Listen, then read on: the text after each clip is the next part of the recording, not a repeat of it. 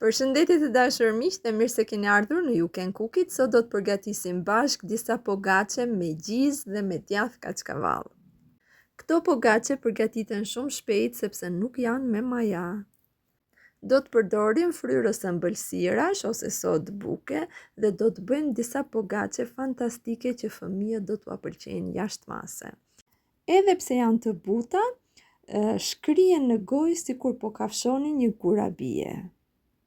Ju sugjeroj shumë që t'i provoni. Pogaçet e mbushura me djathë kaçkavall mund t'i konsumoni dhe duke i ngjyrë në mjalt apo në reçelë aq të shijshme janë. Le të fillojmë nga puna. Për këtë recetë do të na duhet 100 ml vaj, 100 g gjalp, 2 lugë kos, 2 kokë ravezë. Si fillim, gjalpin e kam shtuar në një enë dhe e kam shkrirë. E kam ngrohur pak të dashur miq dhe e kam fikur sepse ajo ngrohtësi mjafton për ta shkrirë të gjithë masën. Në një tas kam thyer një herë 2 kokë ravezë. Një pjesë nga të verdhat e vezës do ta veçojmë pak për t'i ngjyrë përsipër. Pra nuk ka nevojë ta merrni të gjithë topin e verdh, shumë pak është e mjaftueshme. I shtojmë 2 lugë kos të mbushura mirë. I shtojmë vajin. I shtojmë gjithashtu një filxhan kafeje me qumësht ose 50-60 ml qumësht. 2 lugë uthull, çfarëdo lloj uthulle që keni, unë kam përdorur uthull shege, nga uthulla që kam bërë vetë, 1 lugë ëmbëlsirash krip. Të gjithë këtë masë e trazojmë mirë me pirun një herë që të hapen vezët në të dhe pastaj do t'i shtojmë mielin. Nuk harrojmë të shtojmë dhe gjalpin. Gjalpi nuk është i nxehtë të dashur miq, e kam ngrohur shumë pak enën sa është shkrirë gjalpi, pra nuk e kam zier që të jetë i nxehtë dhe të na prish vezat. Do të përdorim në total 3 gota miell, me këtë gotën që duket aty në video. Kjo gotë është tek 200 ml ose 220 ml, një gjë e tillë të dashur miq. Ju do ta shikoni dhe nga konsistenca që do të ketë brumi në fund. Duhet të jetë një brum i butë, jo i fortë si brum biskotash. Si që shikoni, si fillim e kam trazuar me një pirun derisa masa të mblidhet, sepse masa është me vaj dhe gjalp dhe mblidhet shumë kollaj të dashur miq. Nuk ka nevojë ta fusni dorën që në fillim në brum që mos të bëhet pis. E mbledhim pak kështu duke e trazuar me pirun dhe pastaj ajo bëhet më kompakte, është mbledhur prej vajit dhe gjalpit që ka dhe nuk u ngjitet më nëpër duar.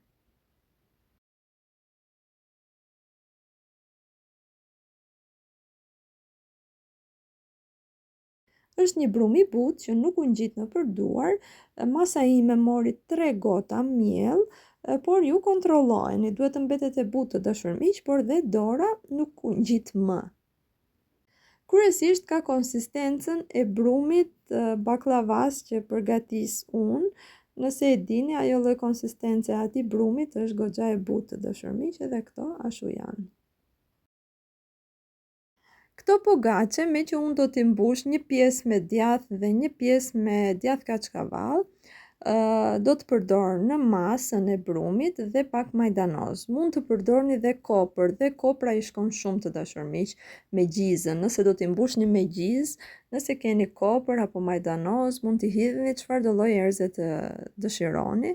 Dalin fantastike, edhe pse kanë majdanoz brenda, fëmijët e mi një pjesë që ishin me kaçkavall brenda, nga që djathi kaçkavall s'është as shumë i kripur, i konsumuan madje duke i ngjyrë në mjalt. Imagjinoni domethënë se sa të mira dalin. Mos mendoni që do vinë era majdanoz, janë goxha të shijshme. Brumin e ndajmë një herë në 2 pjesë dhe çdo gjysmë e ndajmë në 8 kulaçka.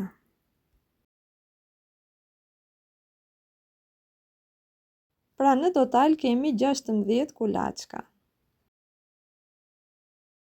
Tani si që shikoni dhe në video, brumi është shumë i mirë dhe nuk ka nevojë të përdorni pec apo akllava për ta hapur. E shtypim me gishtrinj, i vendosim djath ose gjizë. Unë do t'ju sugjeroj shumë që të përdorni gjizë të dashur miq. Madje një gjizë të ëmbël, jo të thartë, do i shkonte shumë më tepër. I hapim me grishtrinj si tregohet në video dhe i mbyllim sërish dhe i kthim në anë të kundërt. Kështu veprojmë për të gjitha pogaçet dhe i vendosim, i rreshtojmë në tepsi.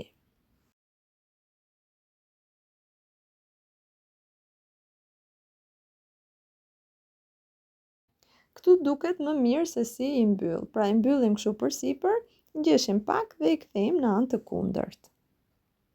Për pogaçet me djath kaçkavall ose djath pice, djathin e kam prerë në shirita të hollë dhe ja kam vendosur brenda siç tregohet në video.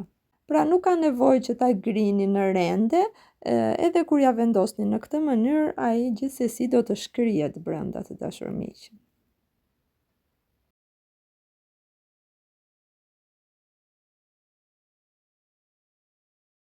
Këtu kemi pak nga e verdha që veçuam, i kam shtuar pak sheqer dhe pak ujë dhe e kam trazuar mirë, sepse të verdhës së vezës, kur i shtojmë sheqer dhe kur e hapim e tretim me pak ujë, ajo nuk vjen erë kur ne ngjyejm përsipër bukën, pogaçe apo çfarëdo lloj gjëje tjetër.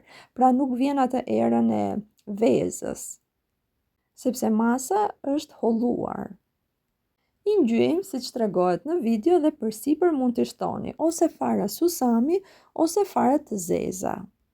Mua fatkeqësisht faret e susamit më kishin mbaruar, gjeta në sirtar vetëm faret e zeza dhe ato i shtova, të dashur miq. Keni parasysh që faret e susamit i kaurdisni pak në një enë, pastaj t'ia hidhni përsipër, sepse dalin më të shijshme. Nuk do t'i kaurdisni me vaj, do t'i kaurdisni thjesht në një tigam pa gjë. Ky është dhe rezultati, i kam pjekur në furrë me 180 gradë për gati 20 minuta, 25 minuta, derisa përsipër kanë marrë këtë ngjyrën e bukur në të kuqeremt. Janë shumë të buta dhe shkrihen në gojë. Kanë një teksturë të butë, por në gojë kur kafshohen kanë atë shijen sikur të jetë brumë biskotash. Ju sugjeroj shumë që t'i provoni dhe të më shkruani në komentet më poshtë se si ju dolën. Kjo ishte edhe receta për sot, shpresoj t'u ketë pëlqyer, nëse po mos harroni t'i jepni një like dhe ta ndani me miqtë tuaj. Era e mirë e kuzhinës dhe harmonia me njëri tjetrin mos qoftë kurrë mangët në shtëpitë tuaja. Gjithë të mirat dhe mirë dëgjofshim.